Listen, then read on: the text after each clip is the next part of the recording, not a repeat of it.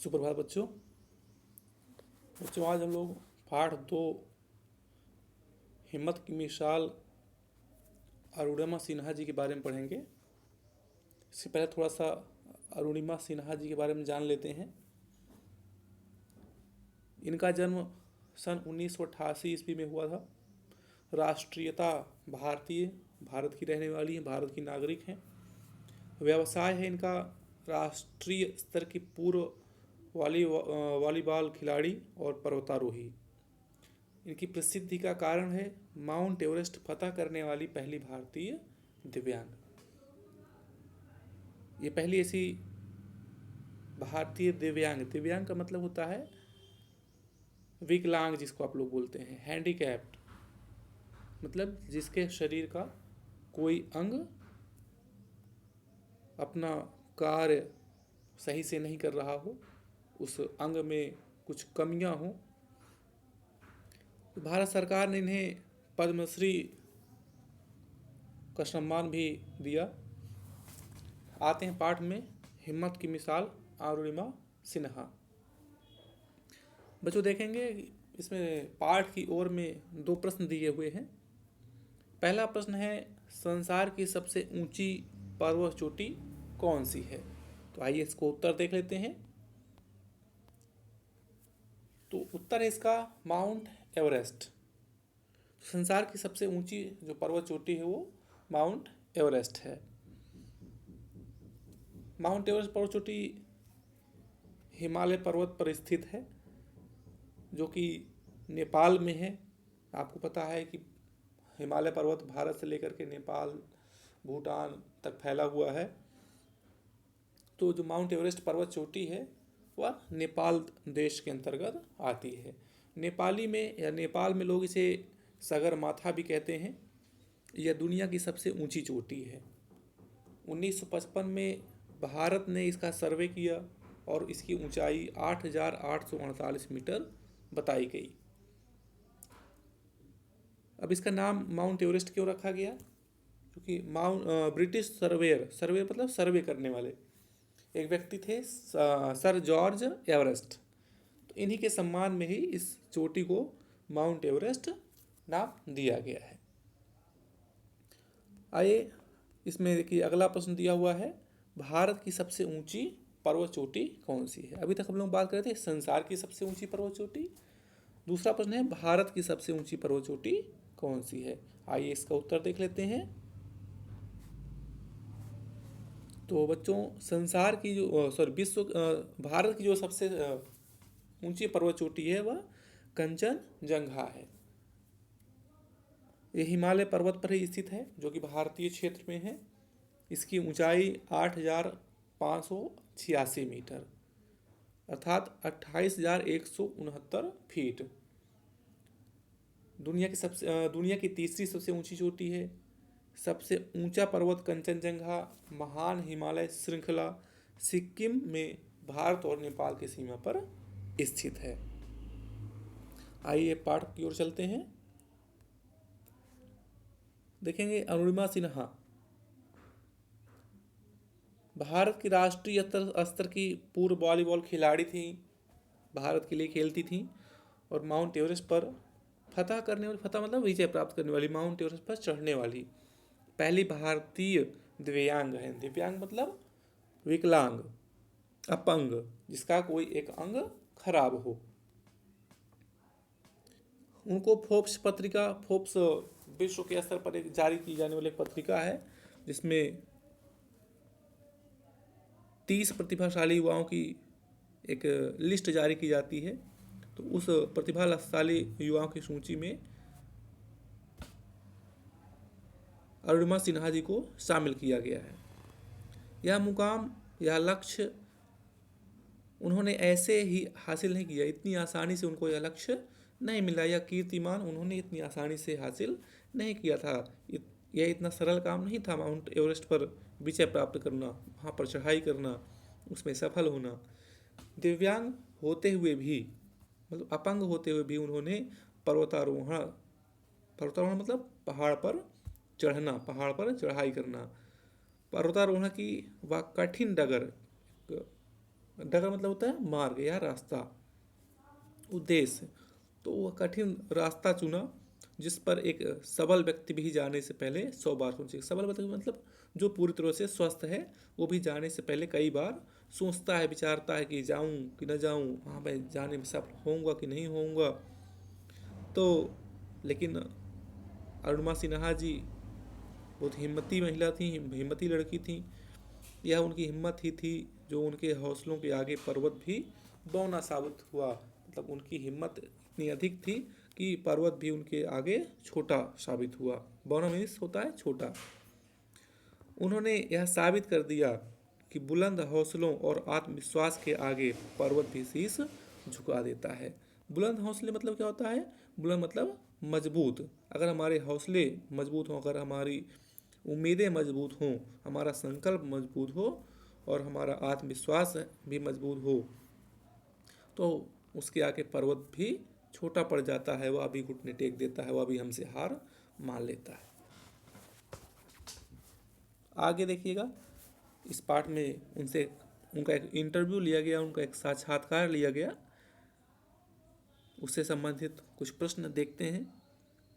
तो जो साक्षात्कार लेने वाला है, जो प्रश्न पूछने वाला है, वो उनसे पूछता है कि आपको फोर्ब्स पत्रिका के 30 प्रतिभाशाली युवाओं की सूची में शामिल किया गया है, आपको कैसा लग रहा है? तो अरुणिमा सिन्हा जी कहती हैं कि बहुत अच्छा लग रहा है। मैं सभी लोगों को धन्यवाद देना चाहती हूँ जिन्होंने मुझे सहयोग दिया और प्रेरित किया। कहती हैं कि जिन्होंने भी मुझे सहयोग दिया, पर्वत पर चढ़ाई करने के लिए मुझे प्रेरित किया, मैं उन सब का धन्यवाद देती हूँ। और इस पत्रिका के प्रतिभाशाली युवाओं की सूची में मेरा नाम शामिल किया गया, इसके लिए मैं सबको धन्यवाद देती हूँ और मुझे बहुत अच्छा लग रहा है, बहुत खुशी हो रही है। अगला प्रश्न पूछा गया, अपने परिवार के बारे में बताइए।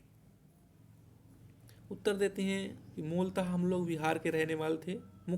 मूल रूप से हम लोग बिहार के रहने वाले थे। बिहार एक राज्य है। इनके पिताजी सेना में थे। उन्होंने कहा कि मेरे पिताजी सेना में थे, जिस कारण हमें सुल्तानपुर आना पड़ा। जब मैं 4 वर्ष की थी तब मेरे पिता का देहांत हो गया। देहांत मतलब मृत्यु, देहावसान, डेथ। हालांकि मेरी माँ को स्वास्थ्य विभाग में नौकरी मिल गई। पिताजी सेना में थे, अचानक से उनकी दुर्घटना में मृत्यु होने के कारण वो शहीद हो गए। तो उनके स्थान पर उनके माताजी को भारत सरकार ने स्वास्थ्य विभाग में नौकरी दे दी। लेकिन उनका जो परिवार था,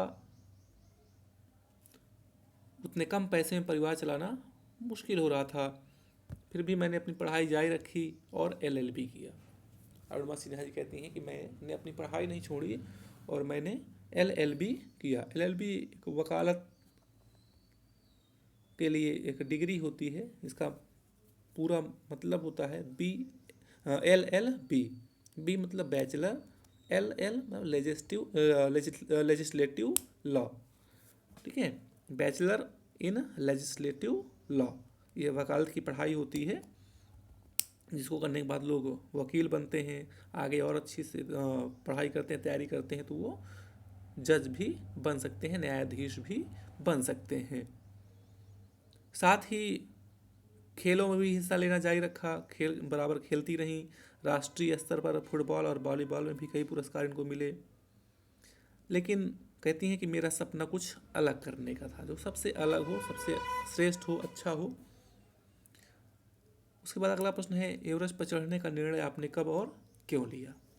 उत्तर देती हैं कि ट्रेन में मैंने अपना एक पैर गंवा दिया था। अस्पताल में बिस्तर पर पड़ी रहती थी। परिवार के लोग आते, मुझे देखते और मुझे देखकर रोते थे। वे मुझसे सहानुभूति जताते और मुझे बेचारी करके संबोधित करते। मुझे अबला या बेचारी, अबला मतलब कमज़ोर, ठीक है, कोई मुझे बेचारी कहे, अबला कहे, कमज़ोर कहे तो मुझे अच्छा नहीं लगता था, मुझे बिल्कुल पसंद नहीं था। मुझे जीना था और कुछ करना था। मैं अपने जीवन में कुछ करना चाहती थी, कुछ बड़ा करना चाहती थी, ताकि लोग मुझे कमज़ोर ना कहें, क्योंकि मुझे अपना कमज़ोर कहलाना अच्छा नहीं लगता था। मैंने मन ही मन फैसला किया कि मुझे ऐसा करना है जो औरों को लिए मिसाल बने। अगला प्रश्न पूछा गया कि वह ट्रेन हादसा क्या था, कैसे घटित हुआ। अब देखिए, अरुणिमा सिन्हा जी के साथ एक ट्रेन में हादसा हुआ था, एक दुर्घटना हुई थी, जिसके कारण उन्होंने अपना एक पैर खो दिया और वो अपंग हो गई, विकलांग हो गई, दिव्यांग हो गई। वो घटना बताती हैं कि मैं 12 अप्रैल 2011 को पद्मावती एक्सप्रेस, एक ट्रेन का नाम है, एक रेलगाड़ी का नाम है पद्मावती एक्सप्रेस, तो पद्मावती एक्सप्रेस से लखनऊ से दिल्ली आ रही थी। रात के 1 बजे कुछ बदमाश ट्रेन में चढ़े और मुझे अकेला पाकर मेरा सामान छीनने लगे। मैंने उनका डटकर मुकाबला किया, लेकिन मैं अकेली थी और उनकी संख्या मुझसे अधिक थी। उन्होंने मुझे ट्रेन से धक्का दे दिया। मेरा बायां पैर, ठीक है, कौन सा पैर, बायां पैर, लेफ्ट, पटरी पर आ जाने से कट गया। रात भर मैं वहीं तड़पती रही। मैंने चिल्लाकर लोगों को बुलाने की बहुत कोशिश की, पर रेलगाड़ी की तेज आवाज़ में हर बार मेरी आवाज़ दब जाती। कोई भी मेरी आवाज़ नहीं सुन पा रहा था। रात भर मेरे पैरों में चींटी, मक्खी, मच्छर भिनभिनाते रहे। मैं तकलीफ़ में तड़पती रही, रोती रही, चिल्लाती रही और फिर बेहोश हो गई। सुबह शायद कुछ गांव वालों की नज़र मुझ पर पड़ी। उन्होंने मुझे अस्पताल पहुंचाया। अस्पताल में जब मुझे होश आया तो पता चला कि मेरी जान बचाने के लिए मेरा पैर काटना पड़ा। लेकिन अस्पताल में न तो एनेस्थीसिया था, न ही ब्लड। अब देख लीजिए एनेस्थीसिया क्या होता है, इधर देखेंगे, शरीर के किसी भाग को प्रतिक्रियाहीन या शून्य करने के लिए दी जाने वाली एक दवाई होती है एनेस्थीसिया। जब भी डॉक्टर किसी व्यक्ति का ऑपरेशन करते हैं, अगर ज़्यादा बड़ा ऑपरेशन है, तो उसके एनेस्थीसिया एक दवा दी जाती है जिससे वह बेहोश हो जाए और उसको तकलीफ़ ना हो, उसको दर्द ना हो। और अस्पताल में ब्लड भी नहीं था, खून भी नहीं था। आगे देखेंगे, मैं यह सब सुन रही थी। अचानक मैंने कहा कि आप मेरा पैर काटिए। मेरे कहने पर उन्होंने मेरा पैर काट दिया।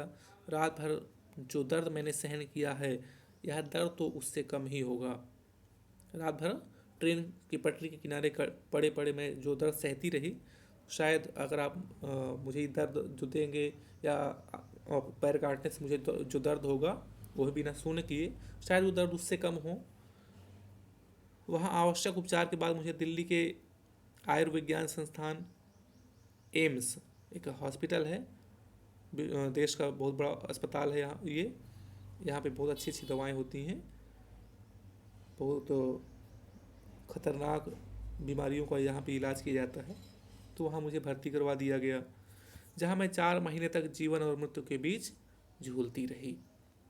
अगला प्रश्न है, बछेंद्री पाल से आपने प्रशिक्षण कैसे लिया।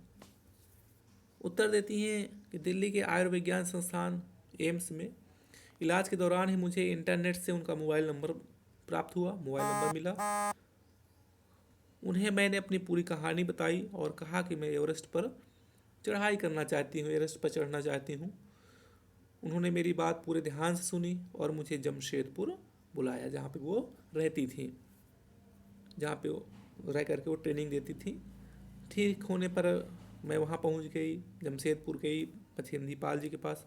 बछेंद्री पाल एक पर्वतारोही हैं, भारत की रहने वाली हैं। ये भी पहाड़ पर चढ़ाई करती हैं। तो बछेंद्री पाल पहले भी एवरेस्ट पर जा चुकी थी, तो वहाँ उनके एवरेस्ट पर जाने का उनके पास अनुभव था। इसलिए अरुणिमा सिन्हा जी उनके पास गई, उनसे कुछ अनुभव लेने के लिए, उनसे सीखने के लिए कि पहाड़ पर कैसे चढ़ाई की जाती है, एवरेस्ट पर चढ़ते समय क्या क्या परेशानियाँ आएंगी, वो सब मैंने उनसे पूछा और जाना। मैंने उनसे 2 वर्ष तक प्रशिक्षण प्राप्त किया, उनसे सीखा। अगला प्रश्न है, पर्वतारोहण की चुनौतियों के बारे में कुछ साझा करेंगी। अरुणिमा सिन्हा जी कहती हैं कि यह काफ़ी मुश्किल काम है। हर चोटी को फतह करना अपने आप में अलग है, क्योंकि हर चोटी में की जो कठिनाइयाँ हैं, जो समस्याएं हैं, वो अलग अलग हैं। हर जगह का वातावरण अलग है, कुछ ऊंचाइयों की वजह से तो कुछ रास्तों की वजह से। कुछ की ऊंचाई बहुत अधिक होती है और कुछ के जो रास्ते होते हैं वो बहुत कठिन होते हैं, दुर्गम होते हैं, कुछ के रास्ते आसान भी होते हैं। हमें हर चोटी के बारे में ध्यान से पढ़ना पड़ता है, जानना पड़ता है कौन सी चोटी कैसी है, उसके बारे में जानकारी प्राप्त करनी पड़ती है। इसके लिए जो पहले उन पर्वतों पर चढ़ चुके हैं, जो लोग वहाँ पे जा चुके हैं, उनका अनुभव काम आता है। उनसे हम लोग उनके अनुभव पूछते हैं, जानते हैं, किताबों में पढ़ते हैं। कई बार उनकी लिखी पुस्तकों को पढ़कर तैयारी की जाती है। चढ़ने वाले रास्तों में के बारे में जानकारी ली जाती है। हाँ, जब इतनी तैयारियों के बाद चोटी पर तिरंगा फहराने में सफलता मिलती है तो कोई कष्ट याद नहीं रहता। कहने का मतलब जब हम अपने उद्देश्य में सफल हो जाते हैं, तिरंगा फहराते हैं उस चोटी के सबसे ऊपर चढ़ करके, तो वहाँ चढ़ने में जो भी परेशानियाँ थी, जो भी कष्ट मिले थे, वो हमको याद नहीं रहते हैं। उसकी खुशी सब कष्ट भुला देती है। मतलब अपनी विजय, अपनी सफलता की खुशी में जो कष्ट थे वो सब भूल जाते हैं। क्या आपको यकीन था कि आप ऐसी उपलब्धि हासिल करेंगे? उत्तर दीजिए, पहले से कहाँ कुछ तय होता है, पहले से कुछ पता नहीं होता कि हम सफल होंगे या असफल होंगे। मेरे साथ एक ऐसी घटना घटी जिसे मैंने एक चुनौती के रूप में लिया, या किसी और के लिए नहीं, खुद मेरे लिए थी। मैंने तय किया कि मैं सभी महाद्वीपों की सबसे ऊंची चोटी पर तिरंगा फहराऊंगी। यह प्रण मेरे लिए बहुत बड़ा था, लेकिन मैं उस पर अडिग रही। इस अगला प्रश्न है, इस पूरी यात्रा में खास क्या था? उन्होंने कहा कि मेरी 52 दिनों की यात्रा, माउंट एवरेस्ट पर चढ़ने पर 52 दिन लगे। तो उस यात्रा में रोमांच और खतरों से भरी हुई कहानियाँ हैं। सब कुछ एक सपने के सच होने जैसा है। जब मैं माउंट एवरेस्ट पर फतह करके लौटी तो युवाओं में मुझे लेकर काफ़ी जुनून था, काफ़ी जोश था। उनका प्यार उत्साह बढ़ाने वाला था। उनके उत्साह से मेरा आत्मविश्वास काफ़ी बढ़ा। मैं तय किया कि यह सपना हर हाल में पूरा करना है।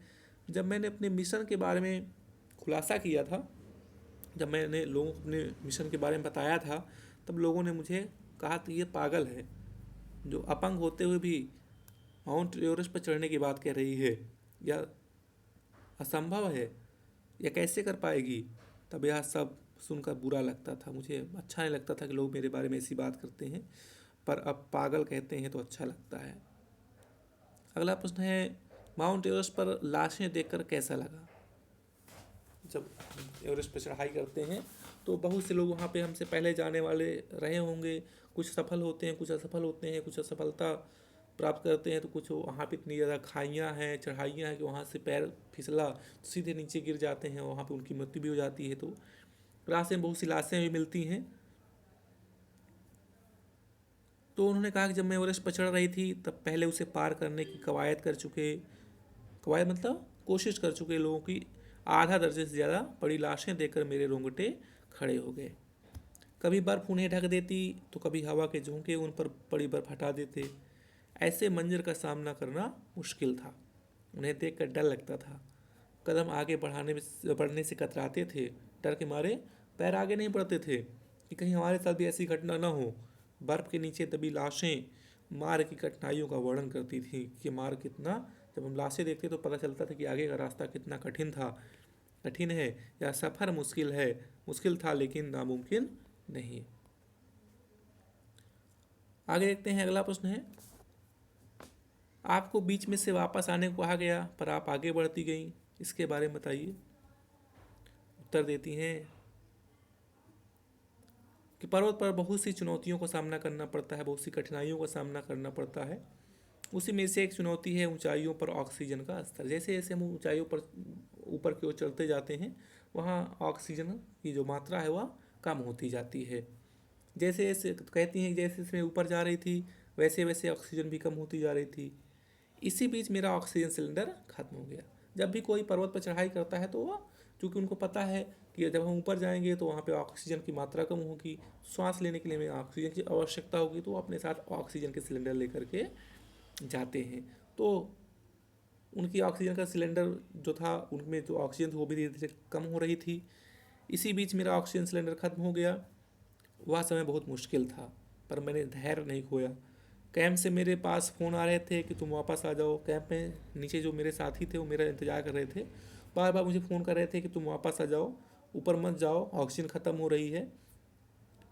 जहाँ तुम पहुँची हो वो भी एक रिकॉर्ड है, पर मैंने तो मंजिल पाने की ठानी थी। उन्होंने कहा कि जहाँ तुम पहुँची हो वो भी अपने अपने रिकॉर्ड है, इसके पहले कोई भी अपंग, कोई भी दिव्यांग वहाँ पे नहीं पहुँच पाया, लेकिन मैं तो मंजिल पाने की ठानी थी। मैं तो मुझे मंजिल प्राप्त करना था। बीच में कैसे रुक जाती, बिना रुके आगे अपनी मंजिल की ओर बढ़ती गई और उसे पा लिया। आप युवाओं को क्या संदेश देना चाहेंगी?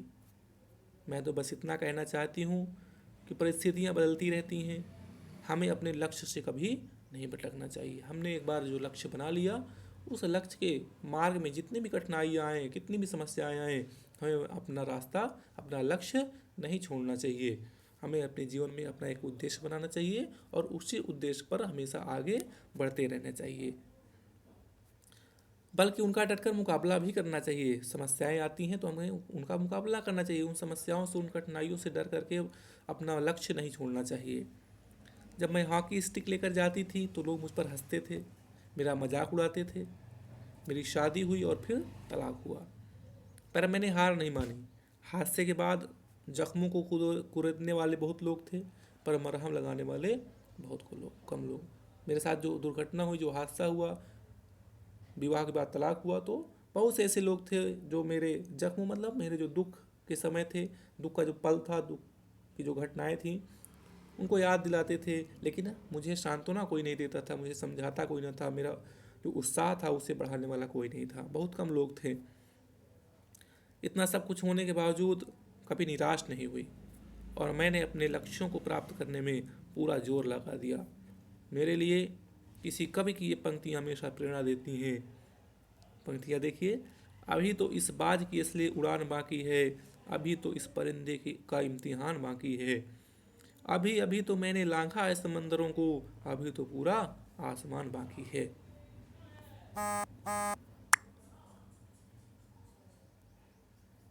चलिए थोड़ा सा देख लेते हैं बछेंद्री पाल जी के बारे में। विश्व की सबसे ऊंची चोटी माउंट एवरेस्ट पर चढ़ने वाली प्रथम भारतीय महिला हैं बछेंद्री पाल। उन्हें पहाड़ों की रानी संज्ञा से विभूषित किया गया है, पहाड़ों की रानी उन्हें कहा जाता है। माउंट एवरेस्ट के शिखर पर पहुंचने वाली विश्व की वह 5वीं पर्वतारोही हैं। उन्होंने कारनामा 23 मई 1984 के दिन किया। वे अब भारत की इस्पात कंपनी टाटा स्टील में कार्यरत हैं, वहाँ पे काम करती हैं, नौकरी करती हैं, जहाँ वह चुने हुए लोगों को पर्वतारोहण का प्रशिक्षण देती हैं। बछेंद्री पाल का जन्म उत्तराखंड के उत्तरकाशी के पहाड़ों की गोद में 1954 में हुआ था। खेतीहर परिवार, उनके पिता किसान थे। बछेंद्री ने बीएड करने के बाद शिक्षिका बनने की बजाय पर्वतारोहण का पेशा अपनाया। उन्हें परिवार के विरोध का भी सामना, परिवार वालों ने विरोध किया कि नहीं तुम शिक्षिका बनो, पर्वतारोहण मत करो, लेकिन उन्होंने उनकी बात नहीं मानी। धुन की पक्की बछेंद्री को इतिहास रचना था और उन्होंने रच दिया। आज के लिए इतना ही, आगे की वीडियो में लोग इसके बारे में बात करेंगे। इस पाठ से संबंधित प्रश्न करो, एक और दो वो हम आपको भेज देते हैं, आप उनको स्वयं से कर लीजिएगा। धन्यवाद।